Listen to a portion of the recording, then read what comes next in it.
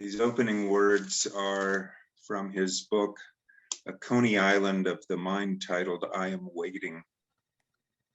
I am waiting for my case to come up, and I'm waiting for a rebirth of wonder.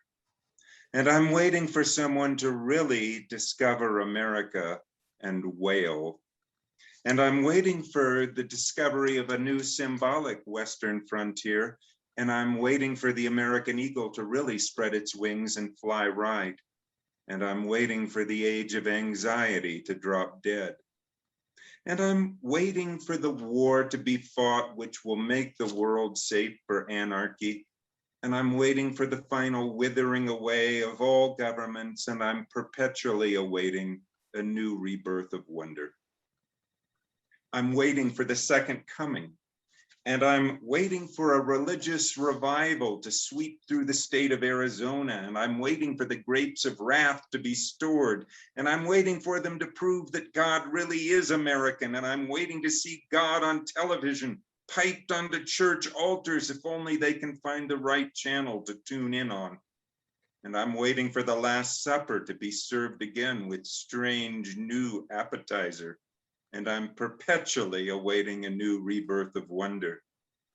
I'm waiting for my number to be called, and I'm waiting for the Salvation Army to take over, and I'm waiting for the meek to be blessed and inherit the earth without taxes.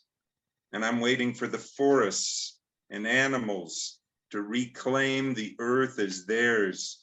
And I'm waiting for a way to be devised to destroy all nationalisms without killing anybody. And I'm waiting for linnets and planets to fall like rain, and I'm waiting for lovers and weepers to lie down together again in a new rebirth of wonder.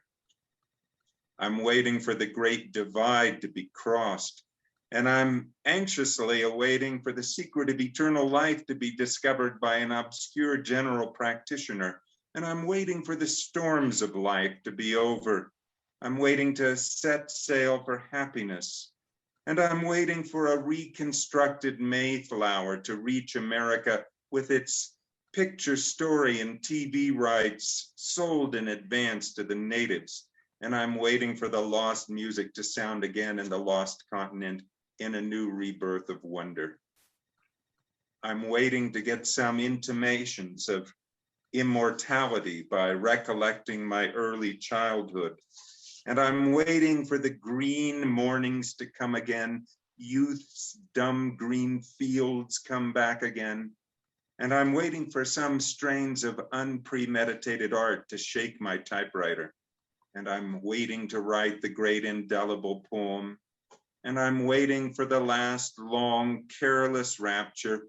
And I am perpetually waiting for the fleeing lovers on the Grecian urn to catch each other up at last and embrace, and I am awaiting perpetually and forever a renaissance of wonder.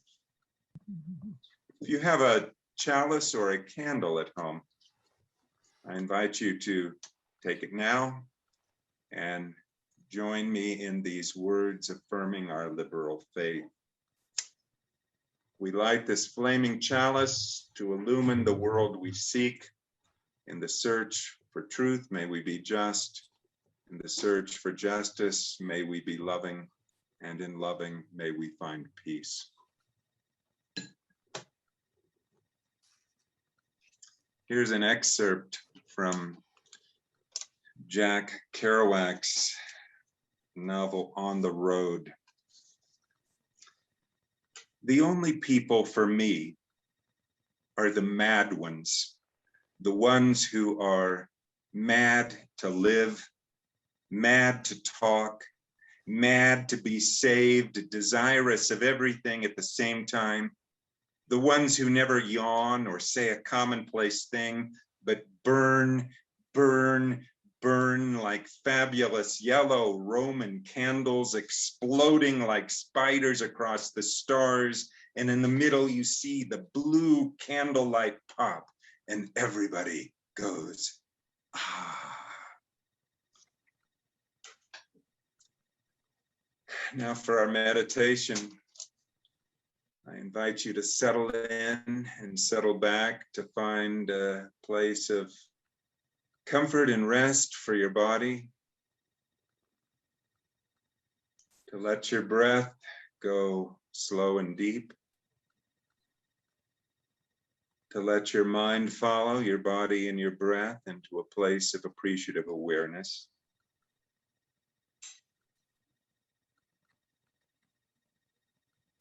And to ponder these words from the beat poet Gary Snyder, the prayer for the great family. Gratitude to Mother Earth, sailing through night and day, and to her soil, rich and rare and sweet, in our minds, so be it. Gratitude to plants, the sun-facing, light-changing leaf and fine root hairs, standing still through wind and rain. Their dance is the flowering spiral grain. In our minds, so be it. Gratitude to air, bearing the soaring swift and silent owl at dawn, breath of our song, clear spirit breeze. In our minds, so be it. Gratitude to wild beings, our brothers, teaching secrets, freedoms, and ways, who share with us their milk, self-complete, brave, and aware. In our minds, so be it. Gratitude to water, clouds, lakes, rivers, glaciers, holding or releasing, streaming through all our bodies, salty seas. In our minds, so be it. Gratitude to the sun, blinding, pulsing light through trunks of trees, through mists, warming caves where bears and snakes sleep. He who wakes us. In our minds, so be it. Gratitude to the great sky, who holds billions of stars and yet goes beyond that, beyond all powers and thoughts, and yet is within us. Grandfather space, the mind is his wife. So be it. So be it. Amen.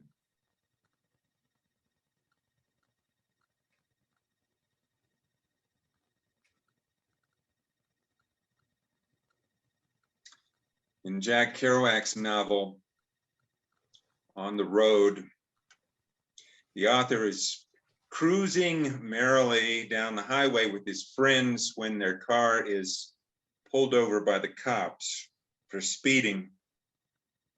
The officer asks the driver, "Are you boys going someplace in such a hurry? Or are you just going?" Jack says that he wasn't exactly sure what the cop was asking, but later realized it was a very good question. I decided to revisit and reread On the Road this spring, only vaguely remembering the Dharma Bums and Kerouac's other titles that I read through in high school that were obligatory rites of passage. I even did my share of hitchhiking back then, including the hippie trail to India. Mostly I was an unenlightened and lost soul in my misspent youth. I'd dropped out of Harvard for a year and decided to travel, not exactly searching for anything because I had no clue what I was looking for, but definitely feeling like a misfit in the Ivy League. So there I was, with my thumb out, headed east, somewhere toward the land of Hare Krishna and who knows what else. I recall skimming through Naked Lunch at some point on that trip, but there wasn't any real plan to my reading, just like there wasn't any triptych to guide my wandering. To answer the question that the cop asked Jack, I wasn't going any place in particular. I was just going. As I've gotten older, I've noticed, however, that a motion in any direction can often give the illusion of purpose. Sheer velocity offers a convincing sensation of getting there, getting someplace fast, regardless of where there might be. And I think that is the situation that many Americans found themselves in the 1950s, that decade when I was born, those post-war years, when everything was booming, when the economy was booming, when babies were booming, when churches were booming, when hydrogen bombs were booming, life was accelerating. It was getting faster and faster with big tail fins and a brand new interstate highway system that could deliver you rapidly from one side of the country to the next in a land where every motel and strip mall was coming to look pretty much like every other. People were in a rush to make up lost time, years forfeited in the war and the Depression, and there wasn't much introspection as to where all this progress might be leading or what was getting lost along the way. But there were some who suspected there was a downside and maybe a hollowness to it all. I think that's probably why Jack Kerouac decided to drop out of Columbia and dump the Ivy League, somewhat like I did.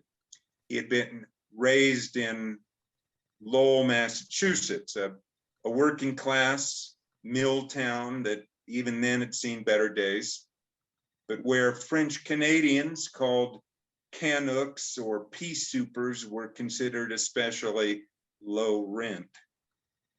Jean-Louis Kerouac, as he was christened, didn't learn English till he was 6 years old. And the football scholarship that he won to college could have given him a ticket out of this ethnic ghetto that he knew his home. He was on the ladder up, success was beckoning, but he quit the football team and left Columbia after an argument with his coach in his sophomore year, probably for the same reason he quit the Navy. During a drill in basic training, while marching in formation, Jack just decided to put down his rifle and go to the library and read a book. He chose books over bullets, and for that he was sent to the shrinks.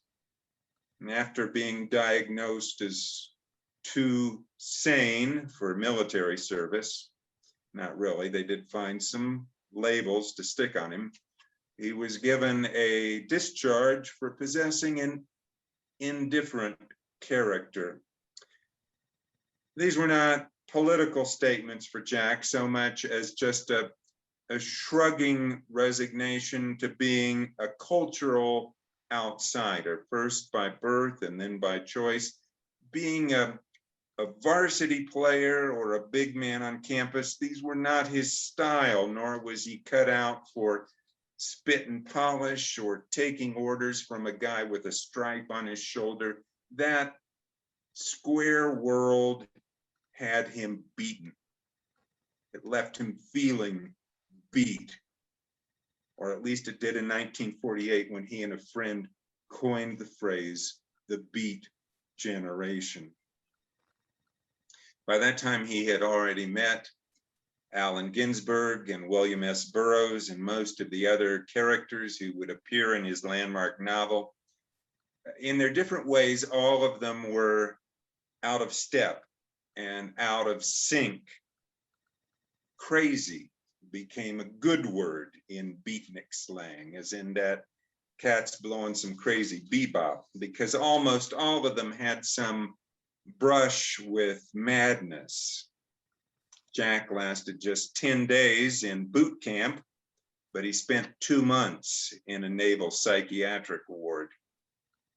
At the age of 23, Allen Ginsberg spent 7 months in Columbian Presbyterian Psychiatric, partly because he was a homosexual, which was then regarded as a mental illness.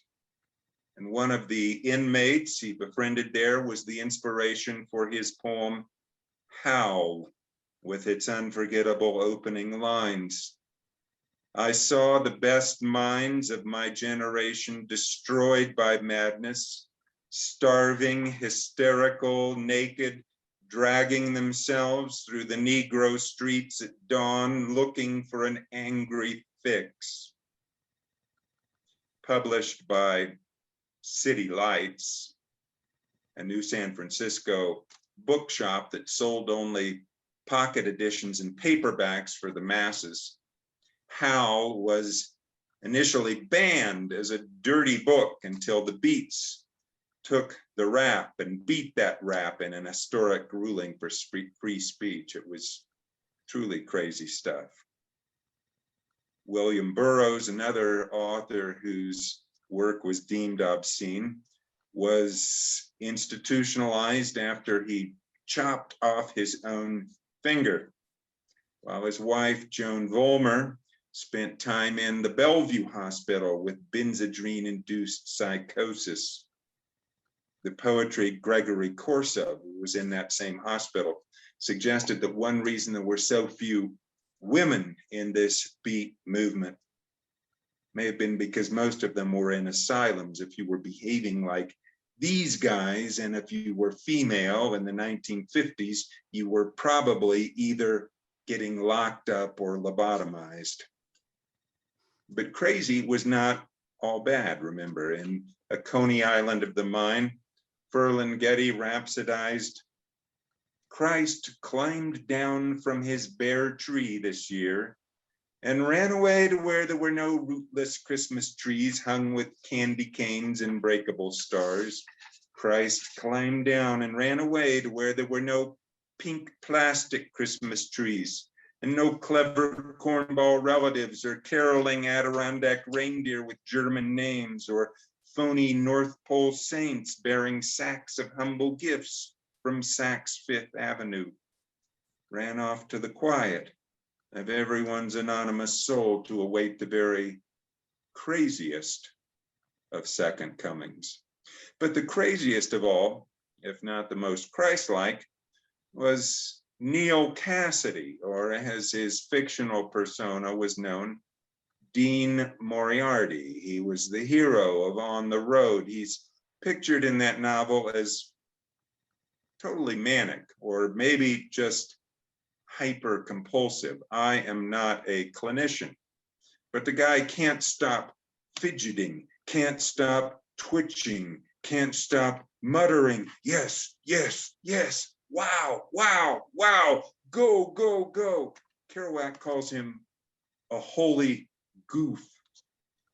Neal's monologues, some of which were lifted directly from Cassady's letters, are to me almost nonsensical stream of consciousness jabbering, which makes him a kind of psychological Rorschach. You can see there whatever you want, but he is a high energy, perpetual motion machine. He loves fast cars, and wherever he goes, people follow.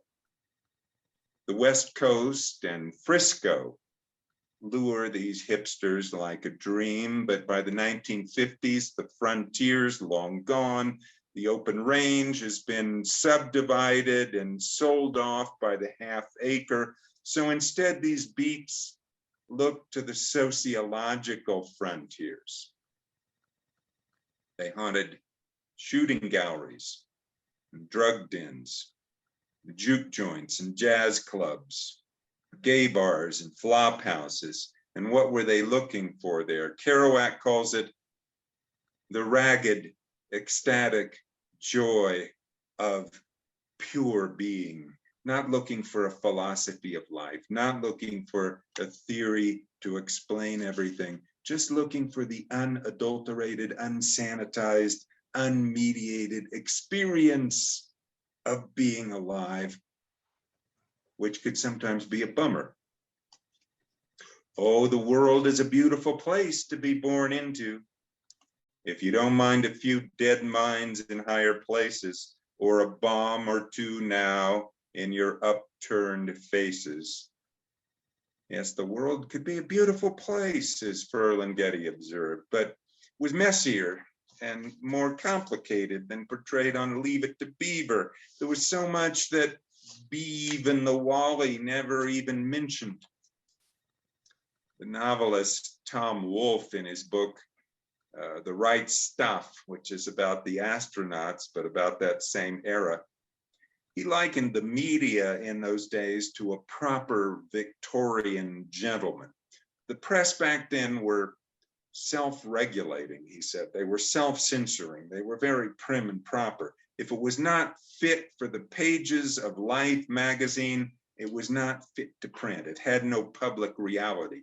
It was invisible, the way Ralph Ellison described being black in America in The Invisible Man. But there was so much of life that life left out, and the Beats were determined to find it. There's a lot of tedium, a lot of boring passages in On the Road, but one of the more tender episodes occurs when Jack hooks up with a young Mexican-American mom. She's a single mother, estranged from her husband, as lost and broke and wandering as he is. And together they begin to look for work in the migrant camps. Jack finds solace, even inspiration, kneeling down in the dirt, bending over the rows. He initially romanticizes the labor, but then he's humiliated. He's brought down to earth to find out that his girlfriend's 7-year-old son can pick cotton quicker and do a better job supporting the family than he can. The Okies in the camp look askance, look down, suspecting that Jack might be Mexican, and Jack agrees that indeed he might be, but there's no hint of this being a morality tale. It's not an uplifting parable the way Steinbeck might write it, for instance.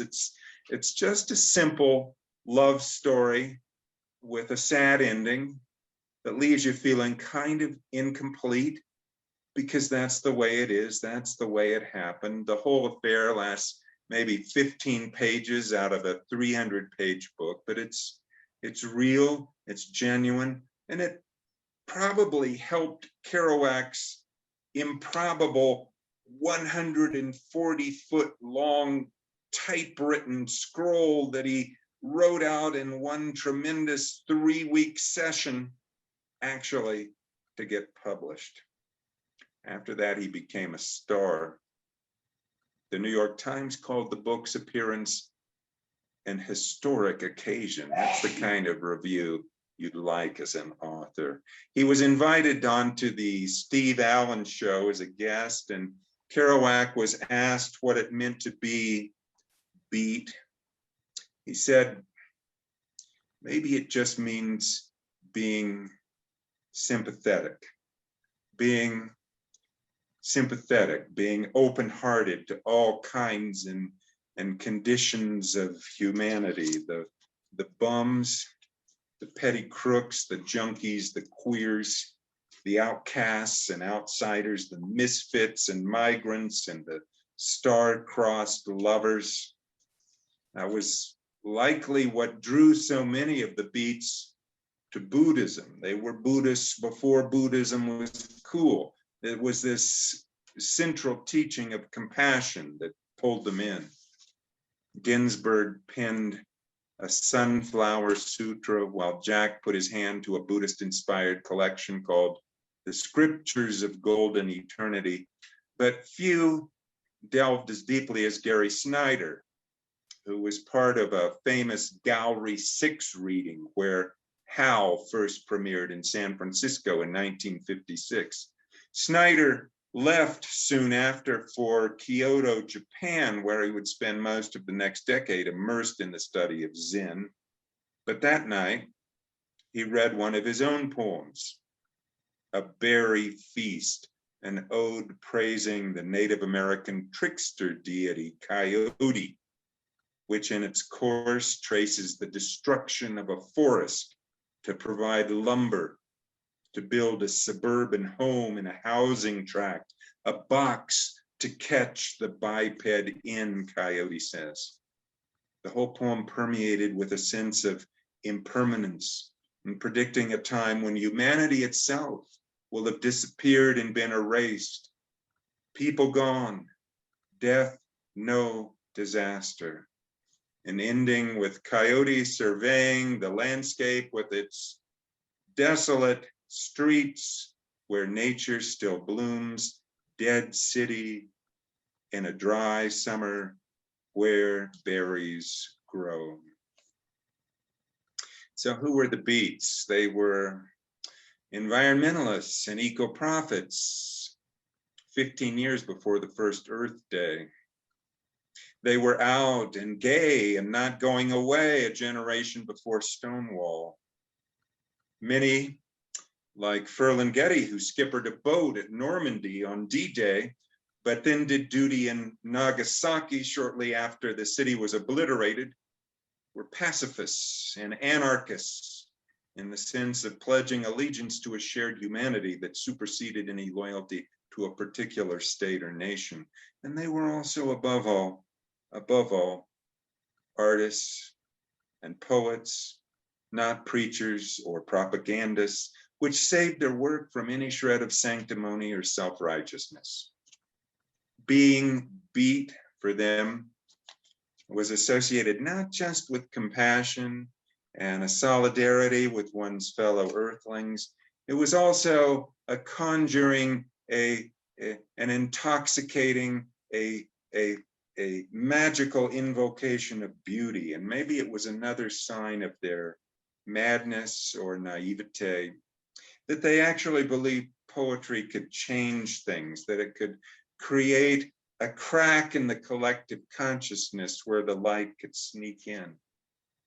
But then poets and novelists have always been considered subversive and dangerous by the powers that be, like Pablo Neruda or Solzhenitsyn, forced into exile by their own governments. Maybe that's why J. Edgar Hoover in 1960 declared that the three greatest threats then facing America were communists, eggheads, and beatniks.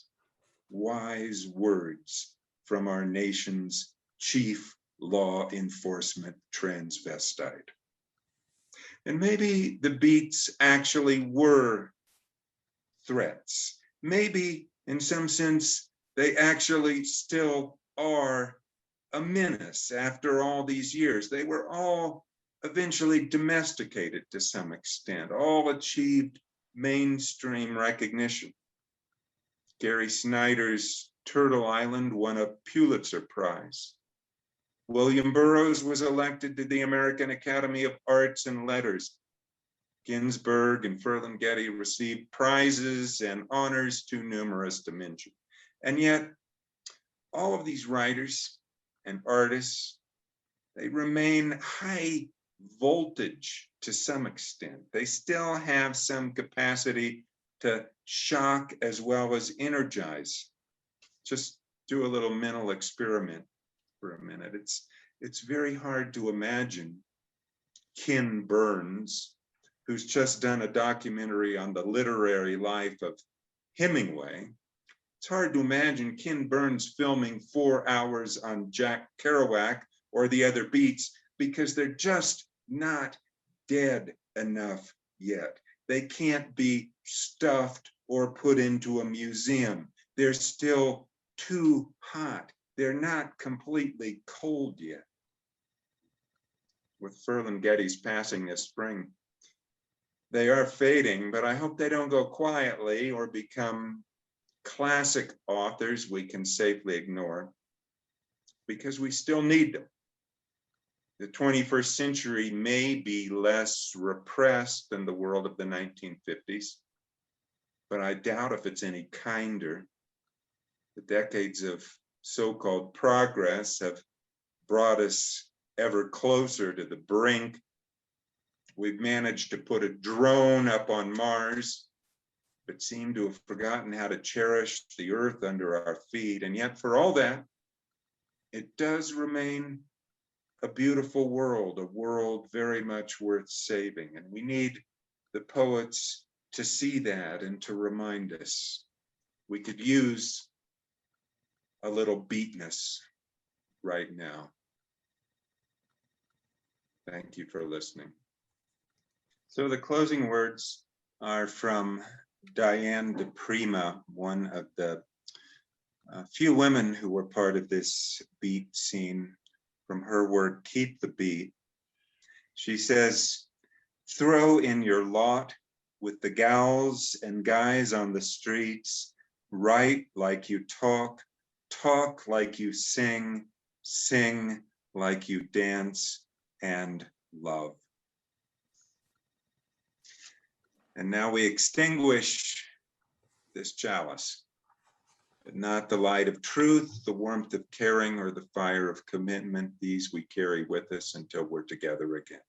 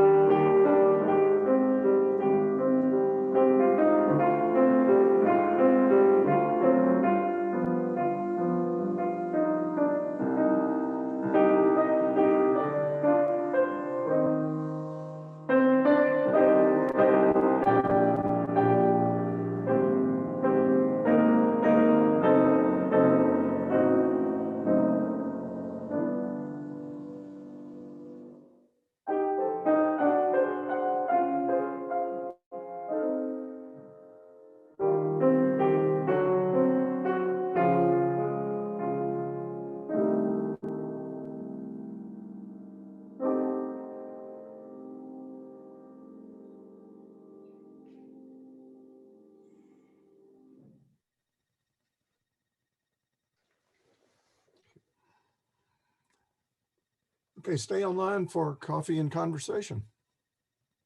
Thank you.